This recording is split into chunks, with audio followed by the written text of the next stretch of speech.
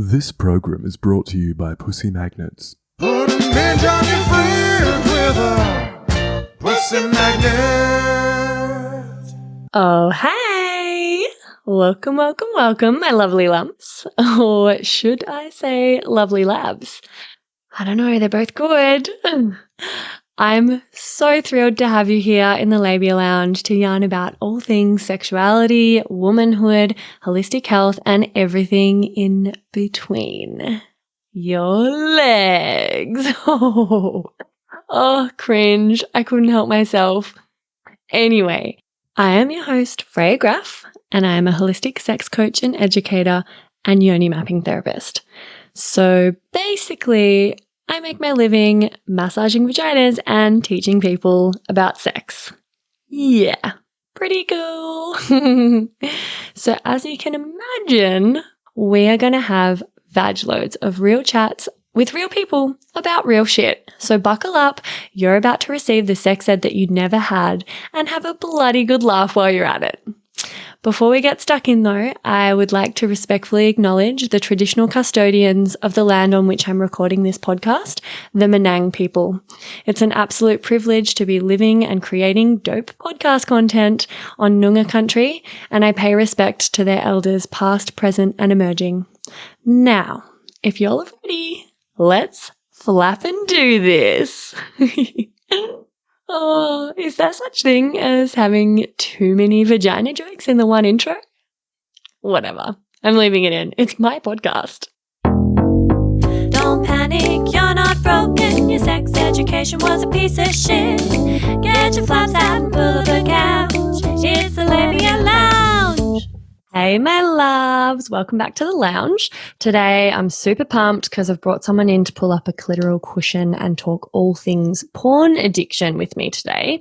And it's going to be a double epi because it's such a fucking huge topic. And I think, I've been looking through my questions and all the stuff I want to cover, and we've just decided last minute, let's just do a double episode. So next week, we're going to do a follow-on episode to kind of continue what we started today in order to at least attempt to do it justice, because it's just a huge topic. And I know my guest, Catherine, has so much info and knowledge and resources to give you and to discuss.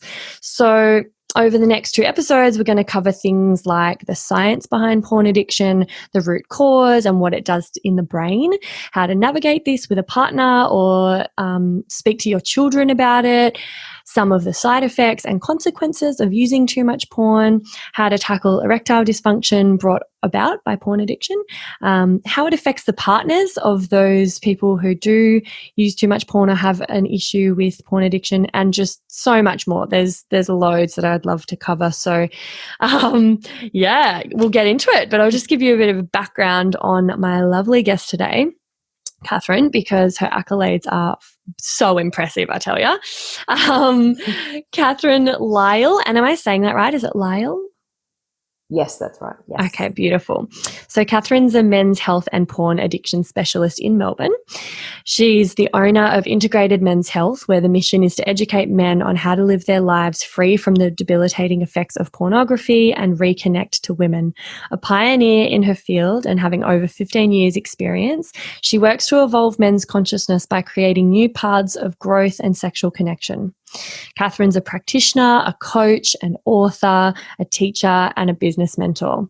And her complex healing systems incorporate a number of natural therapies, including, and wait for this bloody list, kinesiology, medical intuition, psycho-spiritual therapy, tantric healing, massage therapy, energy healing, and transformational coaching.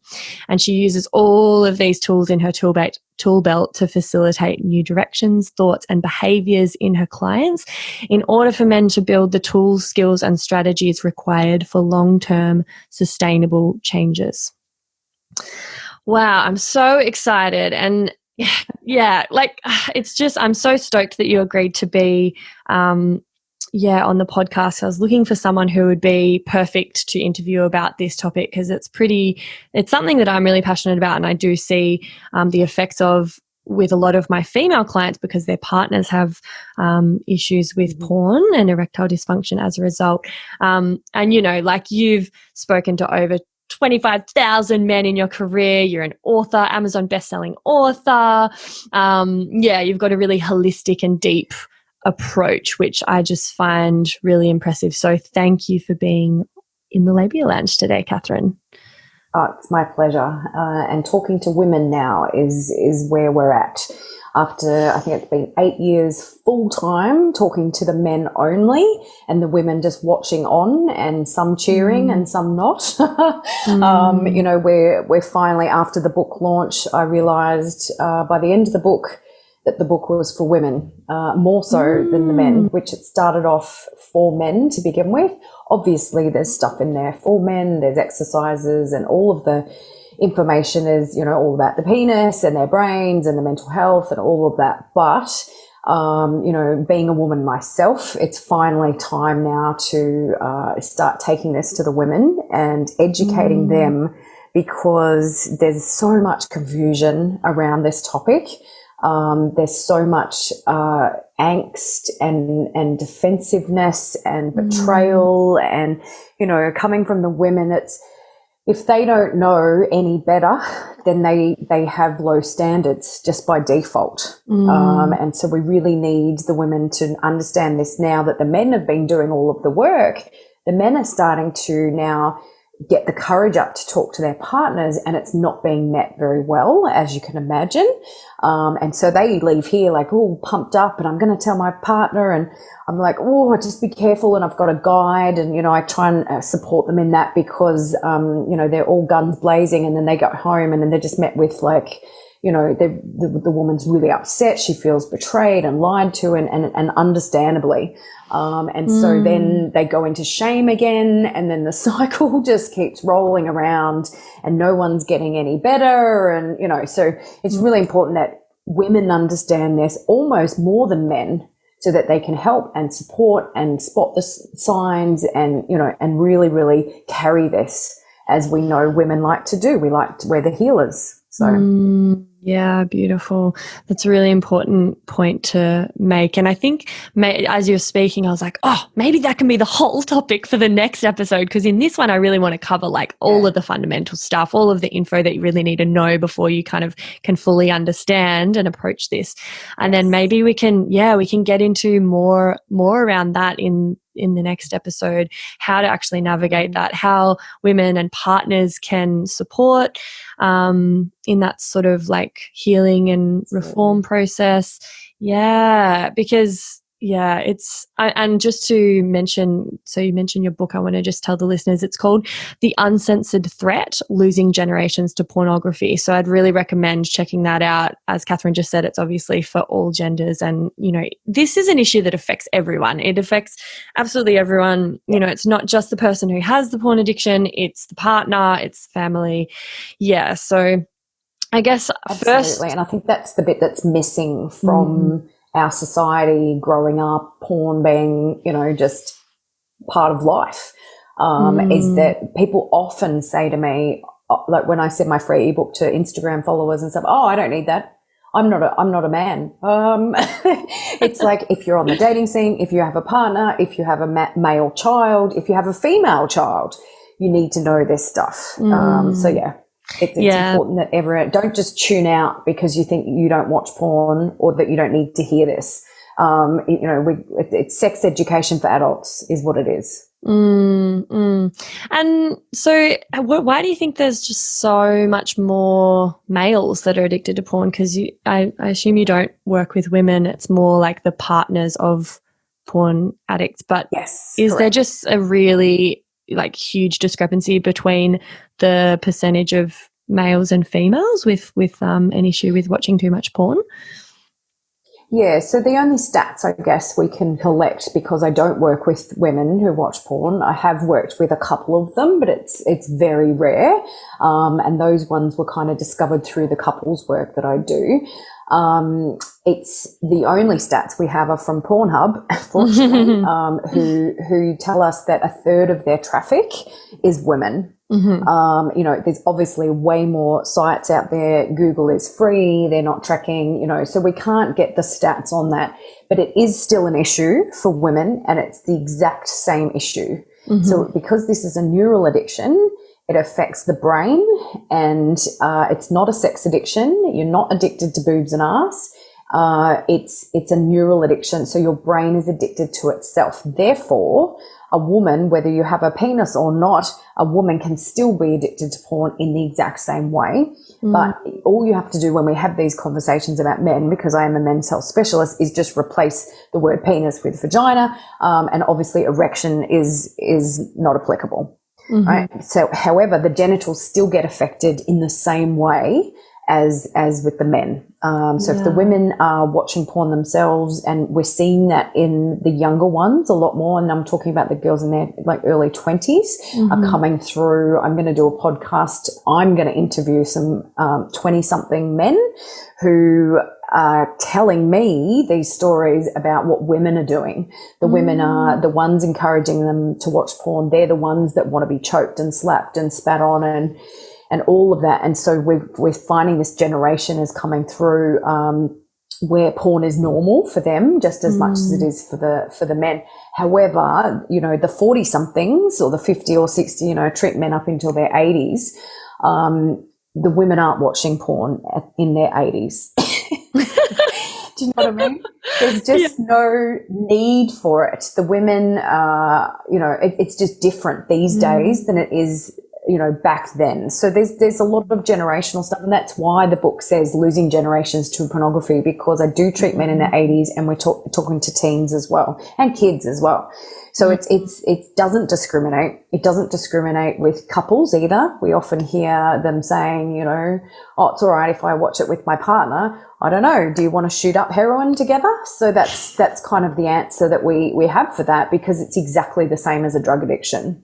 So whether you're watching it with a partner or not, if it's regular, you have a porn addiction. And we define regular as once a month or more. And this is where everyone's jaws drops and they go, oh, this girl doesn't know what she's talking about. I've seen people on men's groups just like, what?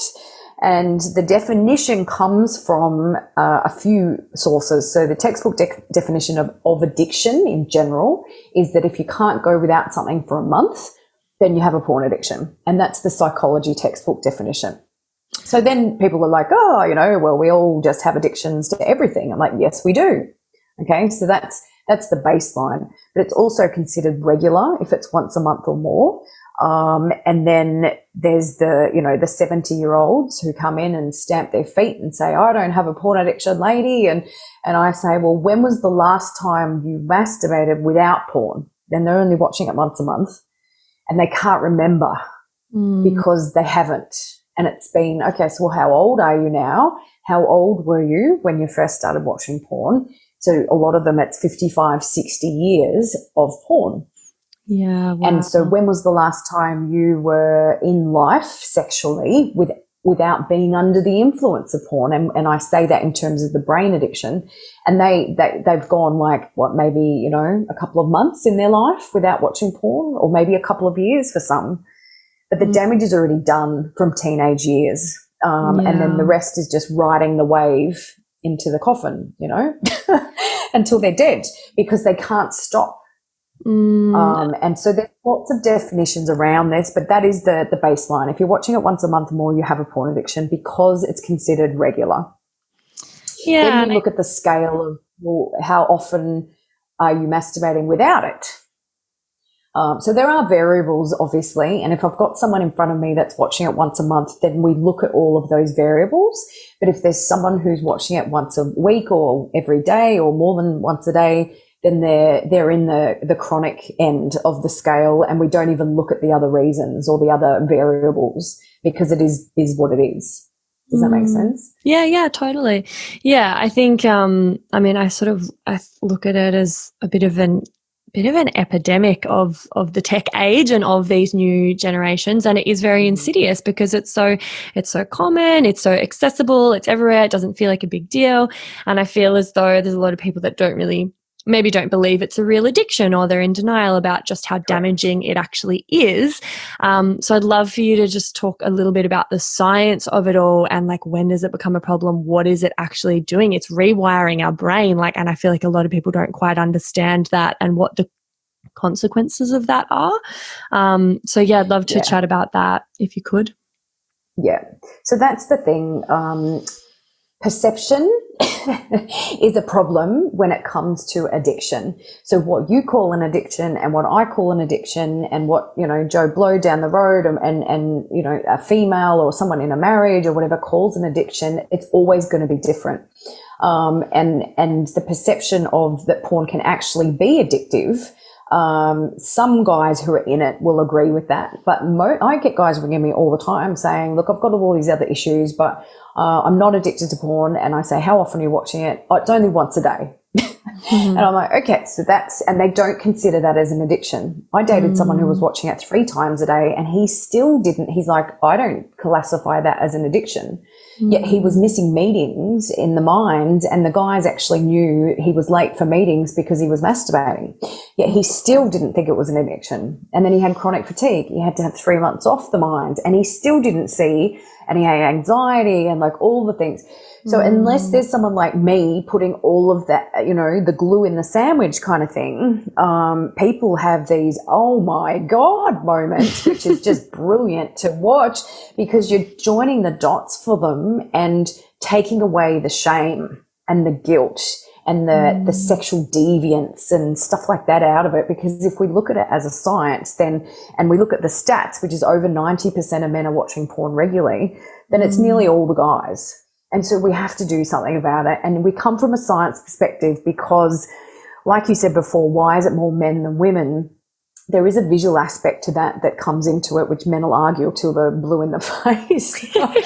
But it's also, I'm linking prostate cancer to porn addiction, and I'm also linking suicide to porn addiction. Because if we look at what it does to the brain and to the body, then those other things absolutely have a link. And so the women aren't watching porn as much. They're not killing themselves as much. They're not, there's all these other things that are running parallel next to porn addiction that no one's looking at for some reason, except for me. Right. So the brain addiction is exactly the same as a drug addiction. So when I speak to my clients, I don't want to be the only one doing all the magic and doing all the work, right? Because I'm a healer, there's physical treatments and things like that. And so we want them to step into this as much as they can. And so I ask them to replace the word porn with heroin from here on in. And it changes everything. Would you introduce heroin into your relationship and expect your partner to be okay with it? Oh my God. Would you introduce it to your children? Would you let your children keep doing it if you knew they were doing heroin? You'd step in, you'd do everything you could to, intervene. And so the damage it does to the brain is worse than a heroin addiction, right? And there's scans online, there's scans in my book, there's brain scans everywhere of a porn-addicted brain being worse than a heroin addiction. Now, a lot of scientists and that will be like, oh, it's not the same thing, blah, blah, blah.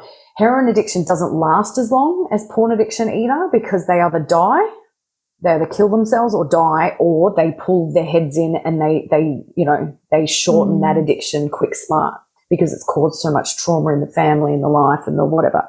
Whereas porn addiction just runs until you decide, when you're 80 that you've had enough. So the drug addiction is the hit crash. And the porn addiction is the hit crash. And what I mean by that is when you watch porn, let's say you're 17, you've just got a smartphone, right? Because the guys that are watching porn at 17 for the first time are not the same reaction in the brain as the men who have been watching it all their lives, right? And so that's the dopamine receptors just pinging off their heads like, woohoo, what is this? And we all know that sexual curiosity. We've all seen porn, even if it was like a magazine or like the dictionary. When we didn't have internet back when I was a kid. So anything that had, something sexual in it, a book or something, you were like always sneaking it when mum and dad went around. And, so there is sexual curiosity. We're born sexual beings. We're born with that Kundalini activation and that active Kundalini there at conception. So not for a second am I trying to be sex negative or diminish the fact that we are curious beings, male and female. But what happens is when you introduce this external thing, you create a situation in the brain that's not natural. Okay, so watching porn once and seeing it and giggling with your friends and stuff, that's one thing. But if you were 17 and you just got a smartphone and you decided to watch it every single day for a week, you would have a porn addiction by the end of that week. That's my personal and professional opinion because of what I see and what I've experienced with gaming and other clients, and I treat teens as well. Right? Wow. So what happens is when you watch porn, your brain produces serotonin, oxytocin, dopamine, and it's like a love cocktail goes off in your brain. And you've also got opiates, endorphins, they're all the feel-good chemicals, and the tunnel vision. Tunnel vision is, I feel so good, like you're edging or you're watching porn for hours, or you've got depression, ADHD, autism, and like you only feel happy, like really happy, like in your body happy when you're watching porn. That's what tunnel vision is. It's this flooding of chemicals and hormones in the body that just feels so good that you don't want to stop. And when you do stop, which is when you ejaculate, it's over and you can feel very empty afterwards, both emotionally and physically, right? So that's what tunnel vision is, if you hear me talking about that. Okay. Oxytocin is the bonding hormone. The bonding hormone is produced in really high levels when women give birth. It's so that you can bond with something that just ripped you in half for 3 days in labour, right? So the bonding hormone is also there when you have sex with people, especially at the start of dating, you know, that oxytocin, the loved up feeling, the lust, but it's also there when you're patting your pets and hugging your children, right? So oxytocin is the bonding hormone. You're bonding with the thing, the person. Unfortunately, with porn, you're actually bonding with porn acts, right? And gone are the days of Debbie Does Dallas or knowing the names of any porn stars and meeting them at Sexpo and, you know, all of that stuff. So you're not bonding with the woman, you're bonding with the acts. And some people end up with fetishes, and obviously people are like liking certain things over other things, and so they're bonding with that. What's happening in the background of that is your subconscious mind, right? Not your conscious mind when you're waking and doing and concentrating and thinking, but your subconscious mind, which is what repairs when you're asleep. It carries all the beliefs, the sabotages, all the bad stuff, basically, all the programs and your experiences and stuff. The subconscious mind thinks that it's happening to you because you're having a chemical reaction. Right. So because you're feeling good and your brain's releasing a whole lot of chemicals and hormones while you're watching porn, the subconscious mind thinks it's happening to you. And so this is a whole other episode on why men are turning away from their partners and withdrawing from sex. That is why. And this is where my research is going to continue with the women and stuff, is the oxytocin. If they're bonding to everything they've seen, then they turn to you and your vanilla sex, no matter what you do, unless you're like, you know, you got whips and chains hanging around, you're hanging from the rafters, you're considered in their brain, not their personality or their decision or judgment, but their brain sees you as vanilla sex. And so they can't get it up. They can't stay present. They're not getting turned on. They can't it's like they can't orgasm. They're not sensitive and they feel agitated. And some of them are actually masturbating to porn after having sex. Right? So that's the oxytocin. The dopamine is the addictive hormone. The dopamine is why we can't get off our phones, because it's all these little red numbers and text messages and comments on social media and likes and it's like, woo! And each time it's like a little hit of someone loves me, I'm getting attention, this is exciting, it gives me something to do on the boring bits in a movie, right? So that's the little dopamine hits, because when we turn away from our phone, we're bored, we can't concentrate, we can't stay focused, and you're always touching your phone to see what's happening in there, right? But porn is amplified to the phone by 1,000%, and you've got what's happening in your brain with dopamine and porn. And so we call that the novelty drug. It's I like what I see, and I want to see more of it. And dopamine works with the hindbrain, which is the impulse part of the brain that says, I didn't die from this yesterday, even though I nearly got caught, say you're 17, right? Let's do it again tomorrow. And the impulse part of the brain gets quicker and quicker and quicker. And so your cycle of watching it once a month, watching it once a fortnight, then it's once a week, then it's once a day. That's what's happening in the brain. Your dopamine receptors are getting worn out by all of the dopamine being produced in the body because dopamine kicks in before you even sit down and watch porn. The dopamine kicks in when you know you're about to leave work, if you're in a cycle or a habit. It kicks in when your wife messages you and say, I'm taking the kids out for a bit. Woohoo! The brain just like fires up. It's porn city when I get home, you know, or it's like 4 o'clock and that's what time you leave work and that's when you watch porn, or it's first thing in the morning. So the dopamine is not just while you're watching porn. The love cocktail is, if you just watch porn all your life and never masturbated to it, you would not have the addiction that you do. It's when you couple pleasure with something, it becomes, cemented and hardwired into the brain. Yeah. So the other one is serotonin. Serotonin is the happy hormone. You get to feel happy when you watch porn. Everyone knows that. And so this is the hard part, because how do you take something away from someone that feels so good? With drug addiction, you end up looking pretty bad, feeling pretty bad, you know. You're lying, you're cheating, you're stealing money, you might be living on the streets. Do you know what I mean? So you've got like a good reason to give that up. But why would you give up porn when you know, it feels good? So anyway, you've got these love cocktails firing off. Say you're 17 and the first day you've got that hit. What then happens is those chemicals and hormones have to come down. What goes up must come down. When they come down, that's what we call the crash. So you're releasing all those chemicals and hormones, and what happens in the body then is prolactin is produced. Prolactin is the hormone that creates erectile dysfunction. Right, so you've got this overstimulating of the brain, you feel really good, then you crash, and then the body starts to produce stuff that creates erectile dysfunction. You also lose chi. This is where the kinesiology and the energy work comes in. We are born energetic beings. Energy is what makes our organs, you know, function. Everything is energy. We're all made up of atoms, vibrational frequency. It's quantum physics.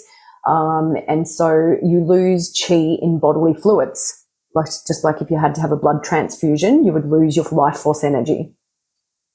You're also losing nutrients and minerals when you ejaculate, which is zinc and selenium. Zinc is the number one mineral for men. It's how they produce testosterone.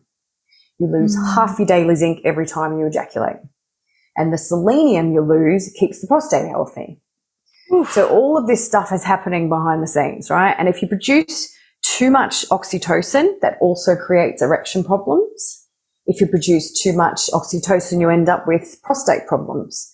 So there's too much of a good thing going on here. It's creating a massive problem in the body.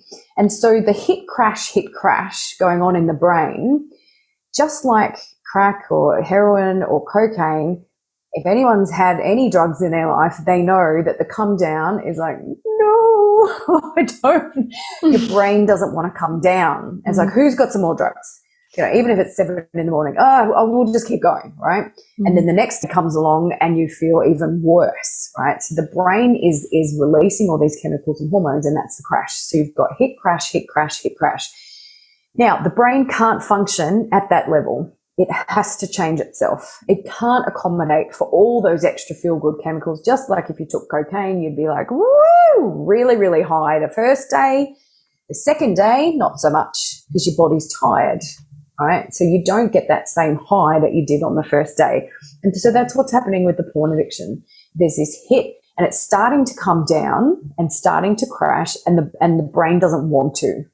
So it starts that impulse part of the brain, like, let's find something.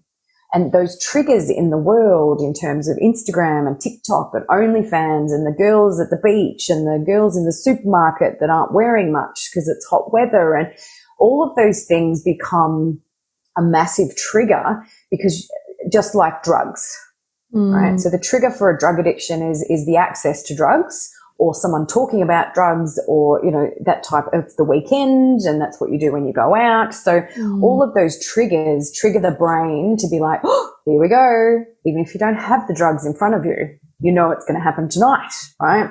And so that's the same thing that's happening with the porn addiction. It's this hit, crash, hit, crash. The brain is changing itself to accommodate for the extra chemicals and hormones. And when it does that, it changes itself. And then it expects that new level of chemicals and hormones to come into the body. And when it doesn't, it starts to get agitated and annoyed. And so you start to get triggered by what's going on around you, and then you go, oh, I'll just do it again. I'll just do it again. I'll just do it again. And I So think that's like what's the happening. scary thing, sorry to cut you off. I think like one of the really scary things to me that I see is like the need for increasingly intense stimuli to get the same result, because you're just rinsing and squeezing out all these hormones from your body, and like Exactly. all of those nutrients as well coming from ejaculating all the time, the little come down that you get from ejaculation, let alone the come down you get from like that hormonal cocktail. And you're just starting to watch like more and more and more out there intense porn to get the same result. And then there's this crazy, you might even know, I'm always whipping out these like studies that I can't fucking remember where they came from, but there's a statistic around the fact that it is desensitizing so much that like pretty much, and I'm going to butcher this, but pretty much like all rapists and murderers are porn addicts as well, because it just completely like rewires their brain to think that this is like normal, and then they're seeking out more and more intensity, and then it crosses over into their actual life. Yeah, so a porn addiction has to turn into something else, and I'll just say that again because it has nowhere to go, right? So when you treat the brain like that, let's forget about the content, because we never discuss content in my sessions because it's irrelevant. Because you can be watching what's called ethical porn with your partner all the time. You're still having that love cocktail fire off just like anyone watching violent porn. Now, the violent porn, we don't even go into that because all I'm interested in doing is getting men off porn, because their brain is addicted to itself. And so we have to get them off porn. Then we can look at all the triggers and all the weird stuff that they've done or want to do. Because I get men contacting me all the time saying, I'm on dating sites, I don't know what's going on, I'm getting massages, I'm at sex parlors, I'm, you know, it's always, it has to turn into something else. And a lot of them are concerned about, the disclaimer, there's nothing wrong with this, of course, but these men are straight and they're watching gay porn because the other porn is too vanilla. Then it's trans porn, right? And so then they contact me saying there's something wrong with me. I've been meeting up with transgender, you know, women or men, or, you know, I'm meeting guys in toilet blocks and they're humiliating me and there's violence, and that's the only way I can come. So I have stories that would curl your toes, and that's why I kind of released the book, to let people know, like, this is normal for me to hear all this stuff, but people don't understand what men are actually going through out there because they're keeping it all quiet. And so I've studied serial killers. It's in my book. That was one of my favorite chapters, because I've been not realizing, but studying serial killers all my life. And that's what I do to relax. I watch serial killer documentaries on Netflix. And so I started to, you know, when the Ted Bundy started to come out, that stuff where he attributed his violence and sexual violence towards women to pornography. And he said, there's a quote that's in my book that he said something like, you know, I'm surrounded by sex offenders and serial killers, and not one of them doesn't have a porn addiction, right? That's where it comes from. And even the men that were just looking at magazines, and we're not talking about, you know, these men are in their 40s or 50s, so it started in magazines, then VHS, then DVD. It's not what you get today. So if you're a 17-year-old stepping into a porn site, you know, this is where the mothers come in, and I say, the porn that you think is out there, where people are dressing up in bunny suits and cop outfits and from the 80s, that's not what they're watching, right? And if I tried to watch a documentary there was a famous porn star that did a documentary, it was on Netflix. I started to try and watch it, and I actually had to turn it off. I just couldn't. They were showing scenes which were choking and just, I'm like, oh my God, even with the stuff that I do, I'm too sensitive. I can't watch that. So trauma comes into it. Now, these men, we're not saying they're bad men, right? This is the problem. Their brain is damaged. The part of the brain that gets damaged is the frontal lobe, which is where your mental health comes from. So depression, anxiety is what gets damaged, and that's where that comes from, is the frontal lobe.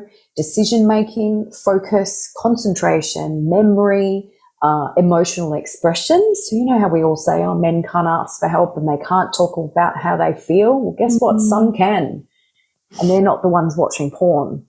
So we have to look at all of these things that are happening, and it becomes part of your identity, because that's the part of the brain that controls your personality.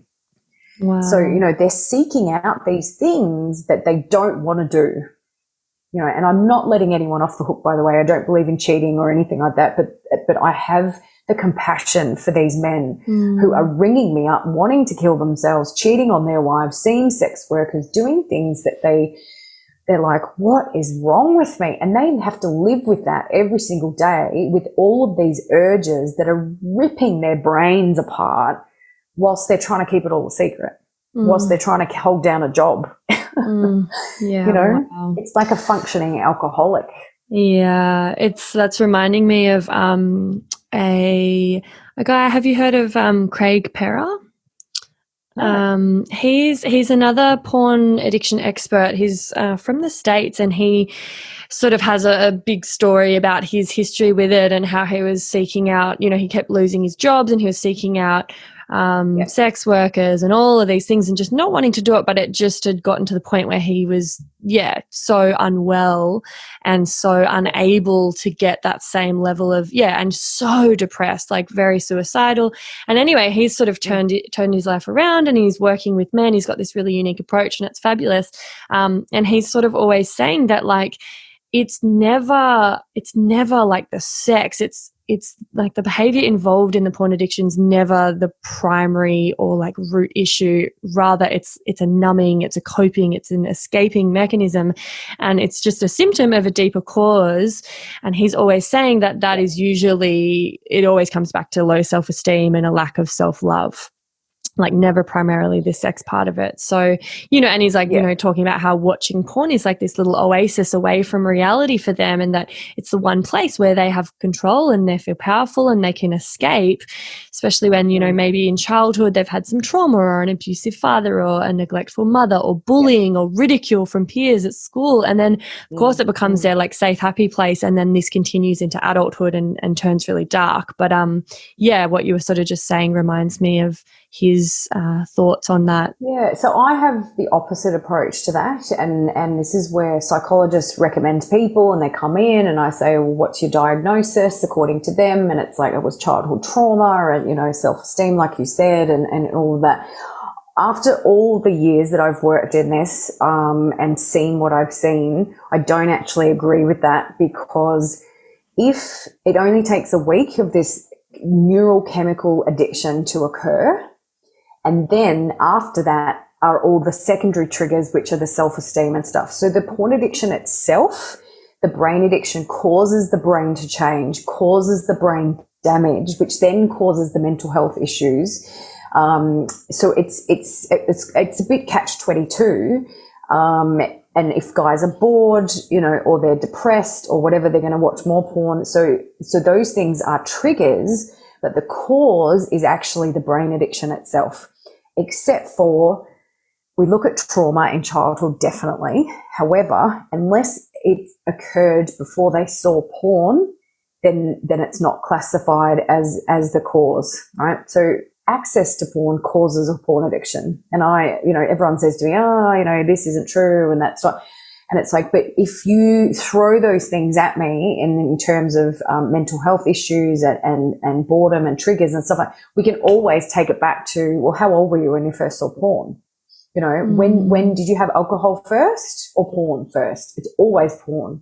Now, the only difference or the one that doesn't apply to that is a number of men that I've seen who were exposed to porn at 5 years old. One of them was 3. That's the youngest I've seen. So 5 years old, and there was trauma associated with the introduction to the porn. Right. So anyone that's doing grooming or sexual abuse as a child, that's how they groom them. They show them porn, which then the kids are like, woo, this is so exciting and amazing. And so it's naughty.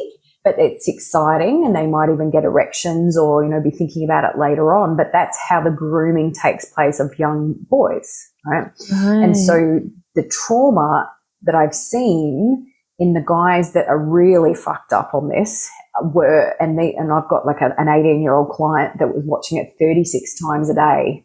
Wow. Right? And he's very unwell because of it. He was introduced to it by his stepfather at 5 years old, as well as his younger sister. They were given men's magazines and told what masturbation was, and that encouraged to go off and masturbate. And so there was also trauma, yes, of his mum being a bit shit and his stepdad being a bit shit, and there was abuse, and there was other things that occurred after that. But the exposure to the porn was the trauma, if that makes sense. Right. And then those guys, they're the hardest ones to work with. Like that's the most ingrained that you can get in terms of what this does to the brain. Because by the age of 8, we are hardwired. Right. So anything that occurs after that, we've already got belief systems and sorted. Everything's sorted. You're just having different experiences after you turn 8, which changes your path, which way you go. But all your parents' belief systems and how you feel about yourself and what you've learnt, whether it's religion or culture or just how to treat women or how you should be treated, is hardwired by 8 years old. Right. So this is where we work with, well, if the trauma occurred before 8, then yes, porn can be connected to that. And yes, if the trauma was associated to porn, then definitely it's a major problem.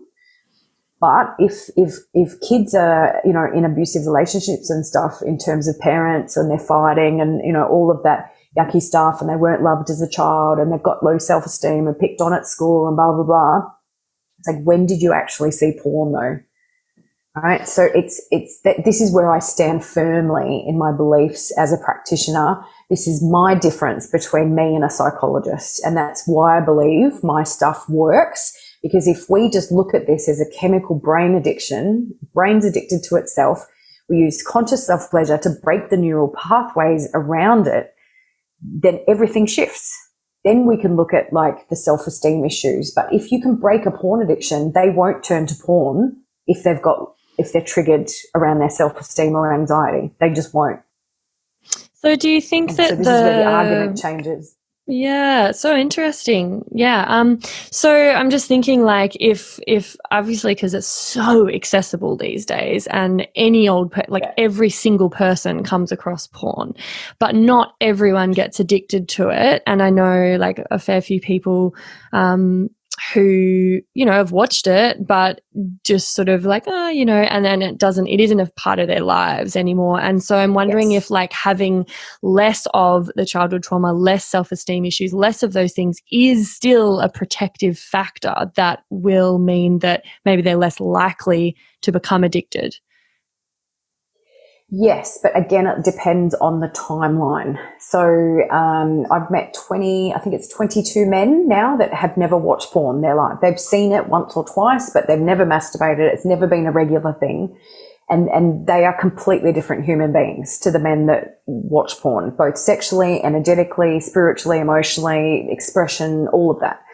But that's as many as I've met in my career. And so it does depend on the timeline. Now, if you're watching it every day for a week, you'll create an addiction in your brain, just like if you took drugs every day for a week. So if that occurs when you're like 16 or something, then it's just sets you off on that path. Whether you're a good person or you're in a good relationship or you're in a good family or not, as soon as you start watching it, that's what creates the addiction. The other stuff comes into it, definitely. So there's neural pathways that form, for example, like they're like little programs. And it's like, okay, so every time I get picked on at school and I masturbate or watch porn, it's normally the same thing, then I feel good. So there's neural pathways that are forming around the self-soothing mechanism, around the self-care, self-medication, we call it. So men are then turning to the porn because they know it makes them feel good. So it is a catch-22. But if you're watching it once a month or more and you've been doing that all your life, you will have brain damage even if you don't think you're addicted. And this is the thing I'm trying to get at, is like the brain stuff will happen whether you like it or not, because it's long-term damage. And what you then do is you treat women differently, or you associate masturbation with porn, right? So the hardest guy to crack is the one that's never, ever masturbated without porn, versus the guy who's masturbating, I don't know, 20 times a week, but only 5 of those times he's watching porn, right? So it's the neural pathway of porn and masturbation and orgasm and ejaculation all being lumped in together that causes the addiction to be worse, if that makes sense. Yeah. And I understand why you are so gung-ho and passionate about this, because I think it is so damaging and insidious because people don't realize or understand how dangerous it is. And so it's super normalized. It's almost encouraged. It's just this like totally everyday part of life and society for a lot of people. And then obviously it's almost like this non-consensual, like they're giving themselves brain damage without really knowing that that's what they're doing. It's like, you know, eating food that's so shit for you, but you kind of know, so at least you can manage. I mean, it's still addictive as fuck.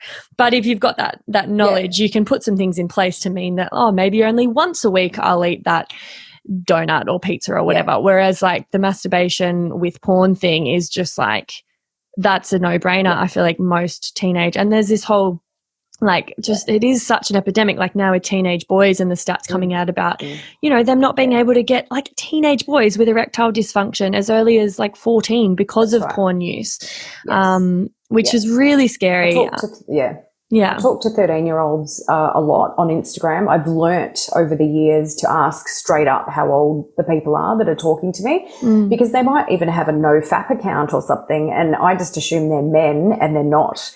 So I've worked out it's an estimated 50 to 60% of the people that contact me on Instagram directly are underage. And I was like, holy shit, I thought my following was men, you know, and women, obviously. But I didn't realize these kids are, you know, they speak quite well. And I speak to a lot of foreigners, you know, I've got a massive Indian following. So sometimes communication isn't great. So you can't assume anything, though. You can't assume that therefore that's a foreign person or a child or whatever. Yeah. And so I can't help them either. They can't tell their parents. The parents can't pay for me to see them, and I can't treat them without the parents being, you know, involved. So there's a massive problem there. And I talk to, like you said, 13, 14-year-olds who are impotent. They don't even know what the word impotent is. I've had to do a lot of sex education training, very tiptoe training, you know, treading on eggshell training, you know, and this is the thing, start teaching your kids what their penis does and doesn't do. You know, like sex education is such a, this burden, and parents are like, am I doing it right? Am I not doing it right? You know, we grew up with no sex education at all.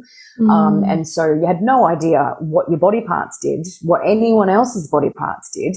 And so it just sets you up for the most awkward life in terms of your sexuality. And you're just always trying to find your feet all the time and get over the anxiety and the lack of confidence and the nerves and stuff, because you actually don't know what's going on.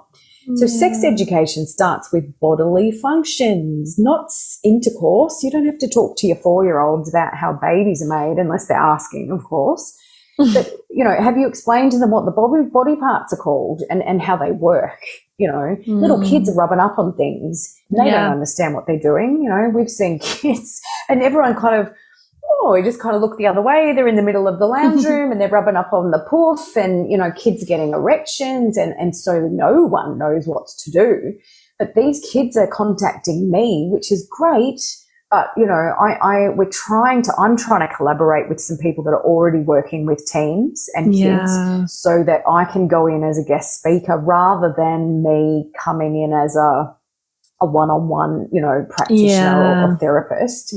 Because the kids can't, you know, I've treated a few teens, but we have the parent on the first call just to say hello and introduce myself and tell them what I'm about to do and whatever. And then we ask permission, you know, we establish what I can and can't tell them, because it's really important that the kids trust me. and Yeah. that their information. And so the parents then leave the room, and then we do the kinesiology and all the clearing, and I have a really good chat about to them. And I'm good with kids because I know how embarrassing this must be for them. Yeah. But the parents don't know that's why they're contacting me, right? So it's never that.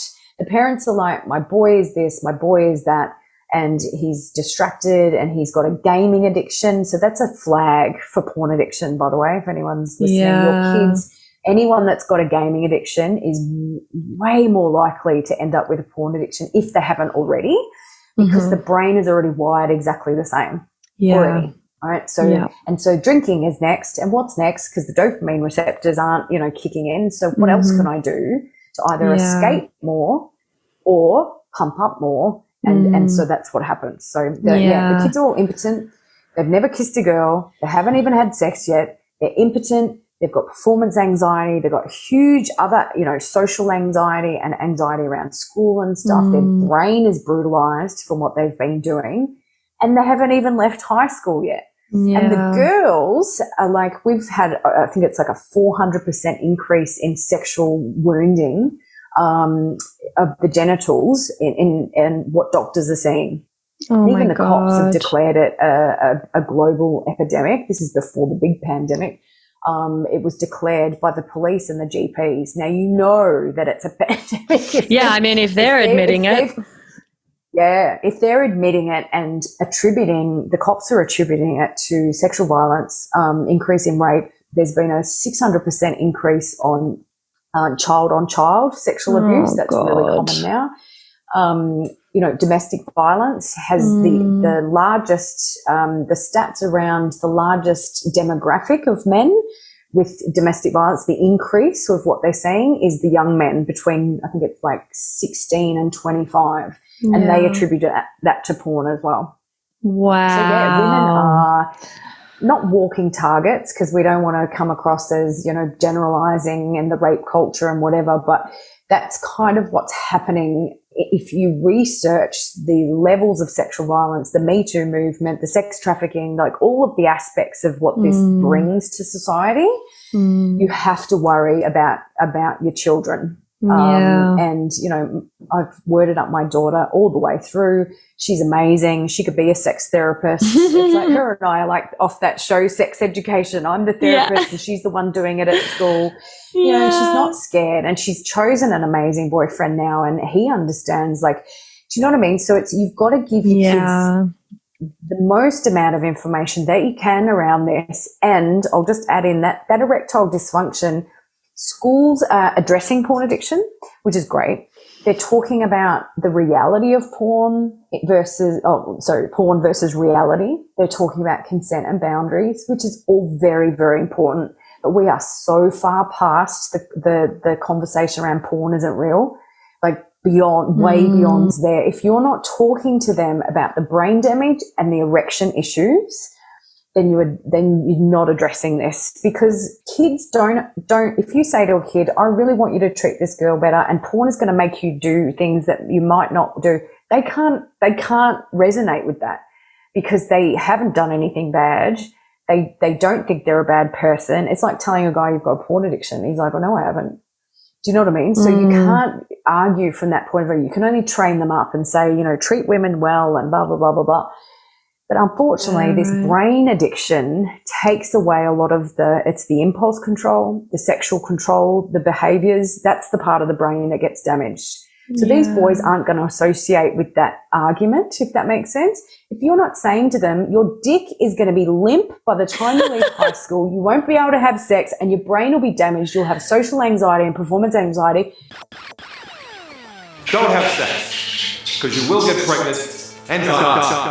Don't have sex in the missionary position. Don't have sex standing up. Just don't do it. Promise? Stop watching porn. That's what it's going to do to you. Then what, you've got to scare them just a little bit.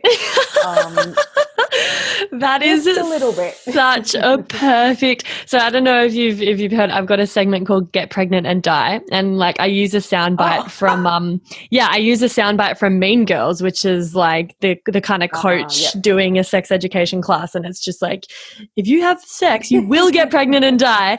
I put it in post, so like I will have slotted it in by now, so everyone can have heard it. But this is like, it's so funny because that's like such a good. You're talking about like, well, you can't tell them this because it's not going to really compute. And then I was like, okay, about to ask you, like, what would you say? It's like, well, if you watch too much porn, your dick's going to get fucking limp and you're not going to be able to. So, yeah, I love that. Yeah.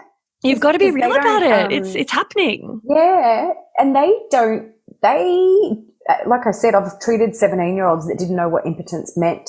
Now, they don't know any different. They are not talking to their mates about their penis not working or working, and they've got nothing to compare it to. So if you've got like a 27-year-old that just starts watching porn because he's just come out of his marriage, or, something's happened and he's single and a mate sent him something and he starts watching porn, he has erections his whole life to compare to. I call them angry erections, like really angry, like, here we go, I'm going to explode, right? That is, are you okay? Are you about to have a stroke, right? That's the angry erection. Yeah. And someone that doesn't watch porn knows what that is. And someone that does has maybe seen it occasionally, but it's definitely not something that they're used to. And so we are conditioning boys to not know what their body's capable of. That's the danger as well. So they're ruining it before it's even developed. Yeah. And how would they know? They might be thinking their whole life, it's only ever a semi, and then they start blaming themselves. The the girls that they're with, they start blaming themselves, thinking these guys aren't attracted. This guy isn't attracted to me.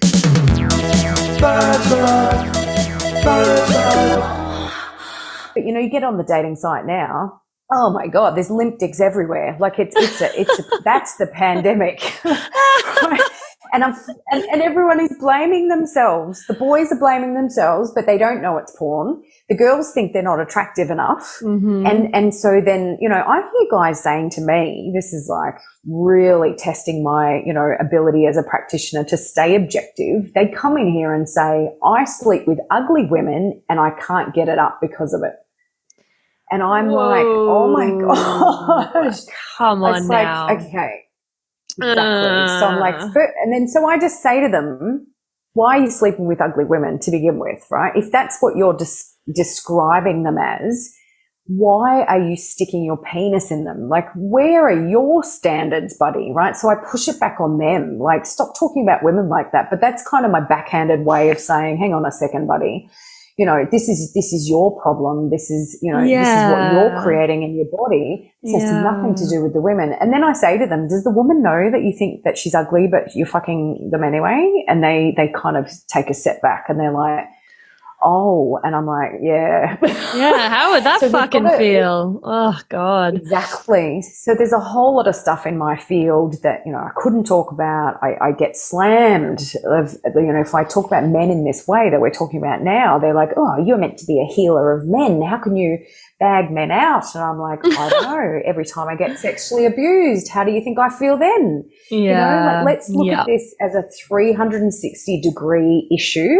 Yeah. With no, like, he said, she said. It's like there's toxic masculinity, there's toxic positivity, there's toxic spirituality, and there's toxic, femininity as well.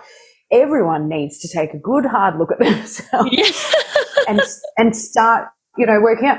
The book that I first wrote was what your mates don't tell you about porn and why your dick doesn't work.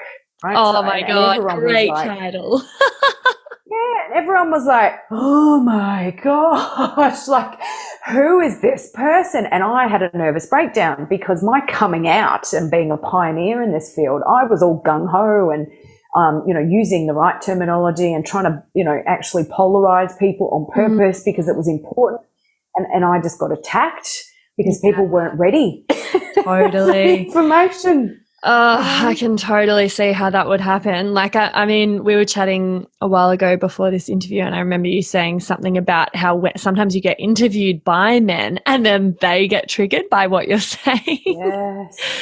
Yeah. It's awful because you can feel it. And then I get a little, like, you know, I've had PTSD in the past, and so I can get fairly triggered. I always ask people lots of questions before I go into an interview because I want to know what their intentions are. Because I've had men not believe anything I've said so far in all of my research and then get me on air with the intention of trying to pull me down, and the energy around that. Exactly. You just made the right noise. It's so yuck. And I've had to, like, you know, contact them and say, pull that interview down. You know, we're not doing this, like, and so it's very difficult in the podcasting world in terms of intellectual, you know, property. And I've been put on the spot before, and people have then published those interviews, and you know, you're kind of walking into a trap a lot of the time, unfortunately. And that's why I'm so excited to be talking to you today and to the female, you know, audience, because it feels safer for me. I feel more supported. I feel like the women are ready to hear this. I really feel that.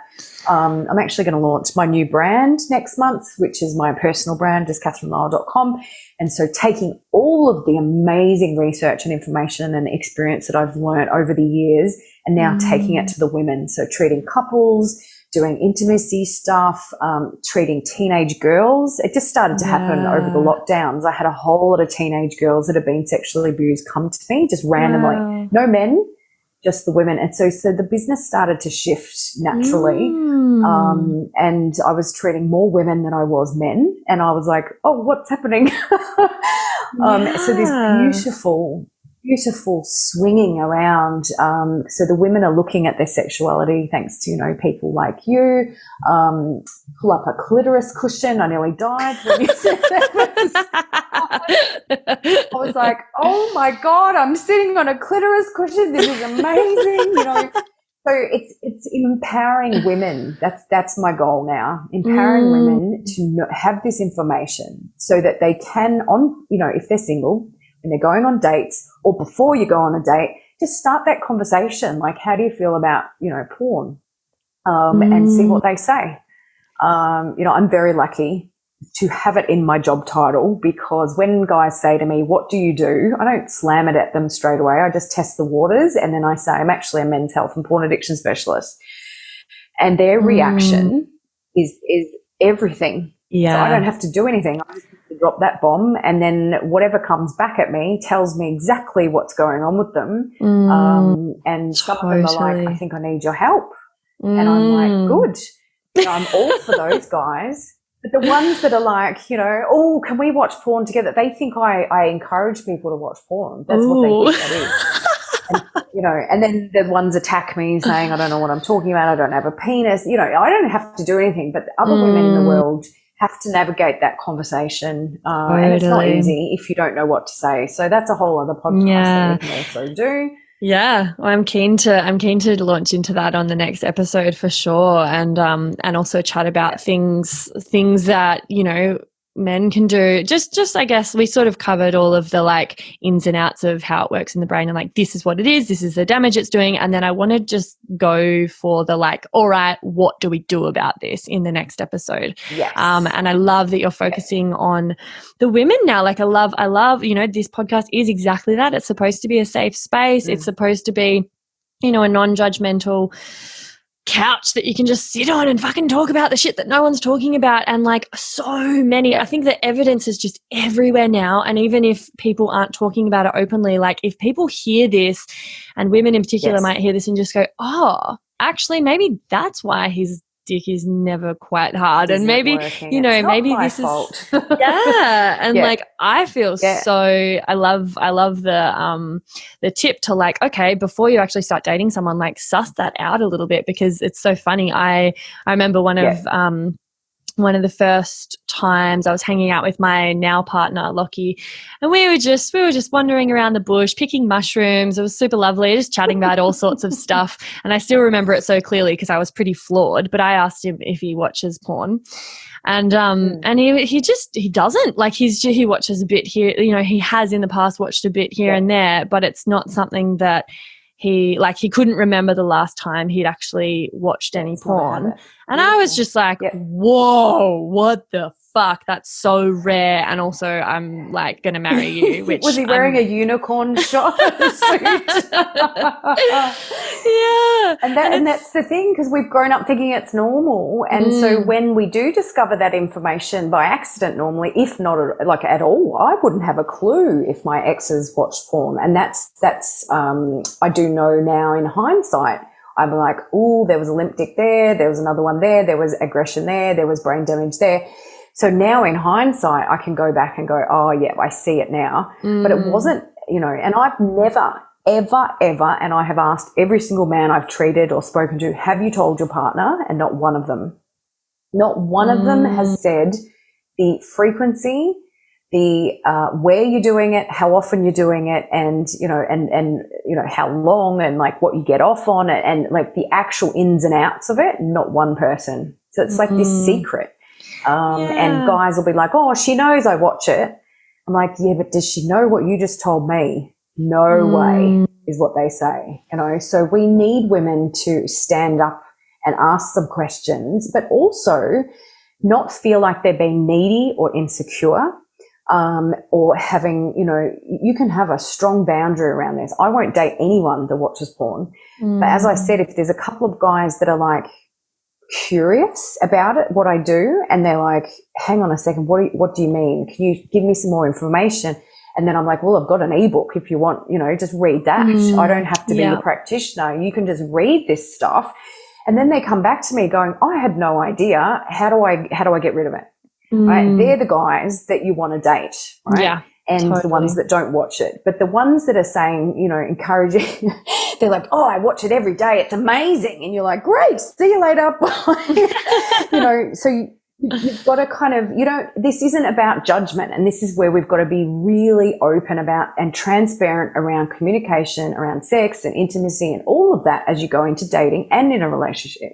Because people don't. And so it's this big taboo elephant in the room and no one's saying anything, and like his penis isn't working but no one's saying anything. You know, I know guys that have had limp dicks for years and years and years and years and years, and they've never had a conversation around it with any partners.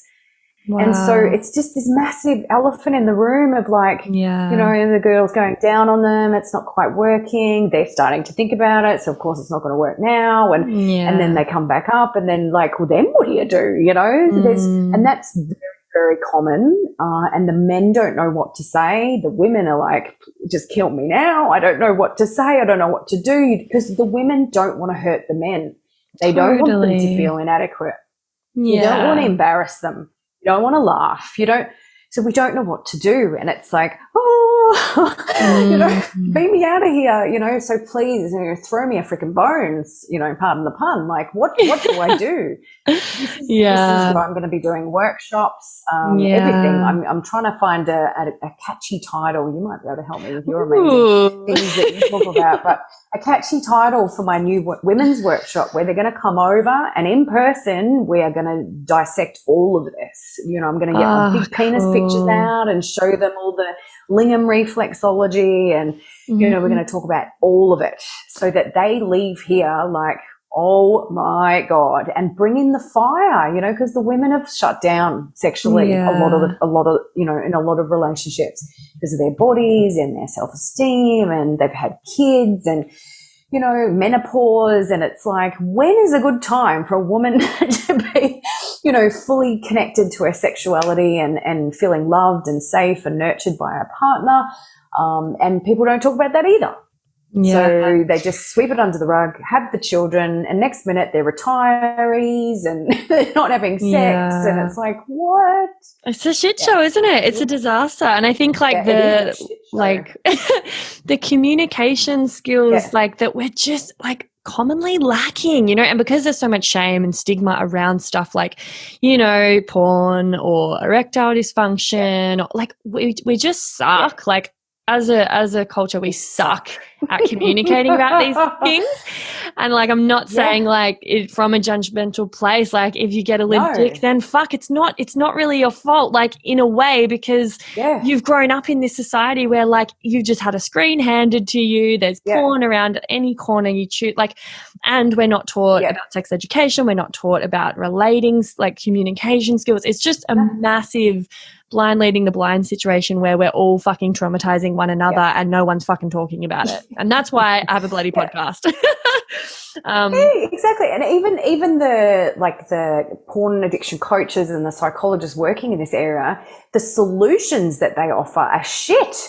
And so they're like, oh, you know, you've got to like have a cold shower or take up a new habit, or it's like, oh my God. So they're encouraging them to stay away from their dicks, to not be connected to their healthy male sexuality, not to break the porn. They're just trying to rewire their brains in that whole, like, you know, 90-day coaching program, that type of cerebral stuff.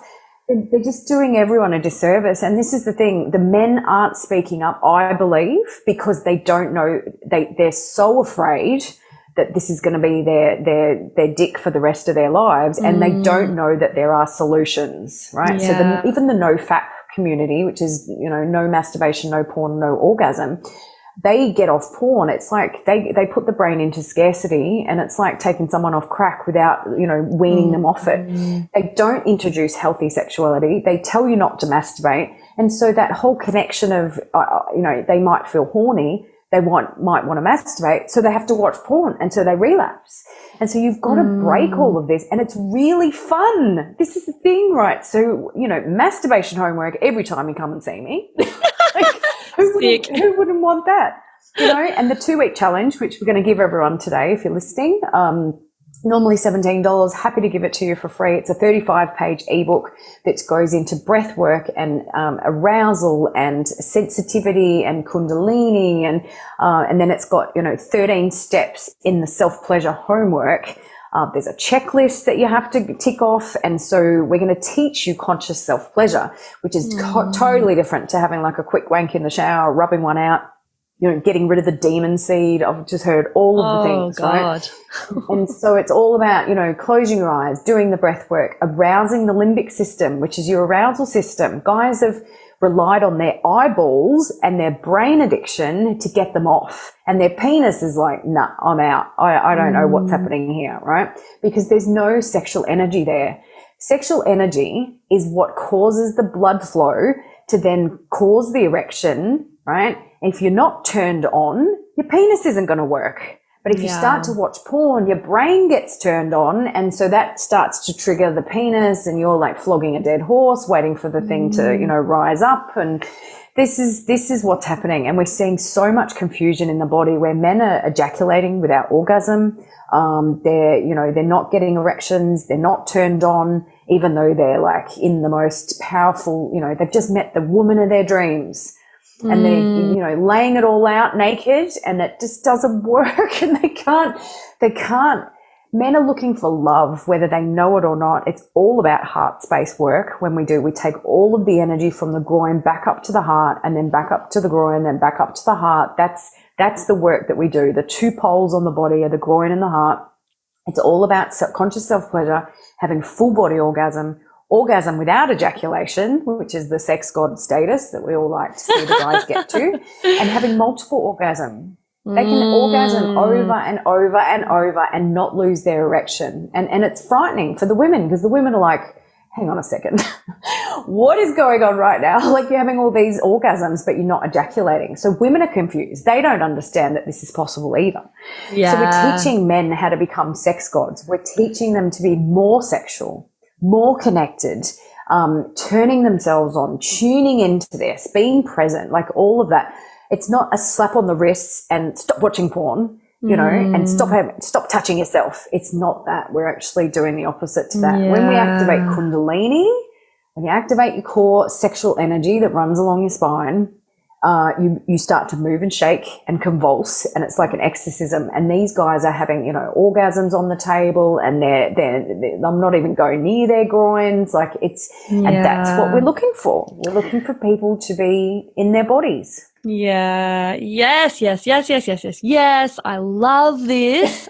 I'm gonna call it there for this episode though, because I'm like, oh my God, I've got a million questions flooding in, but I reckon to kind of keep it neat and tidy, we go into that deeper next time. I can't wait to talk about, like the solution to this and the things that we can be doing if we have a porn addiction. Or I'd really love the topic of like, all right, if you've got a partner, especially if you're a woman and you've got a partner who's having struggles with this, like how do you talk to them about it? How do you support them? How do you help yourself and not let it kind of affect you and your own self-esteem and things like that? So I'd love to revisit if we can book in a time, but just to leave people with a few resources to go on with, and highly recommend, I'm going to make sure I'll publish the next episode following this episode. So I've recorded this a fair bit ahead of time, so we'll figure that out. But they'll be back to back, and I'll put a link. So what we're going to do is the link to the freebie that Catherine mentioned, the ebook. I'll put that in my Labia Lounge Facebook group. So I've actually just created, this is the first time I'm mentioning it on air, I've created a Facebook group called the Labia Lounge, and it's basically going to be like a virtual lounge where listeners of the podcast can join the group and then post questions or communicate with each other, like network. I'll put up links and resources that I have, and also, that guests on the podcast offer. So there'll be like extra bonus content and resources in there. But also, I just want it to be a really cool, safe place where like we can gather, we can chat, people can pop questions in there. I might jump in and do like a Q&A every now and then, and just as a way for people to have access to me to kind of, suggest a topic that they want to hear covered, or suggest a guest, or like, just sort of have that dialogue going on, because like I want to be in touch with my community. So I'll put the link to, and what was it called again? Sorry, Catherine, the ebook? The 2-week challenge. So it's a masturbation challenge. And so it gives them guidelines and strict instruction on how to masturbate differently. So the ebook is great. It goes into lots of detail and training and whatever, but at the end of it is an actual 2-week exercise for them to do to see where they're at with porn, see what's happening with their penis when they masturbate without porn. And the women can do it as well. You just disregard any comments, in terms of erections and stuff. But that's what we're giving away today. They can also go on my website, and I have a heap of other free ebooks. There's one on erectile dysfunction. There's one on porn addiction. My first book is aimed at teens and parents. So there's like a foreword at the start to kind of how to talk to your kids about this. And that's in there as well. And then obviously my new book. And they've got hundreds of videos and interviews on YouTube. So I've kind of set my website up as a massive freebie for all the teens that I can't help. That's been the goal. So that they can just go there and get whatever they need. And so normally now when people contact me, they've seen stuff. They've already seen it all. Because people want to know, who is this chick, like what does she stand for? And so they do the research, and then that way I don't have to waste my time. They're not wasting their time. Everyone's, people contact me all the time saying, I read your book and I've just quit porn. I didn't even come and see you. And I'm like, amazing. Wow. So we're helping people without them spending any money, which is really important to me. So good. Yeah. I love how generous you are with all of your knowledge and info. And like, you were like, oh, come on, as many potty episodes. I'll give you these. It's not about getting clients. I've already got too many clients. It's not about money. I just really want to get this info out there. And I love that, because it is such a noble cause and it's so important.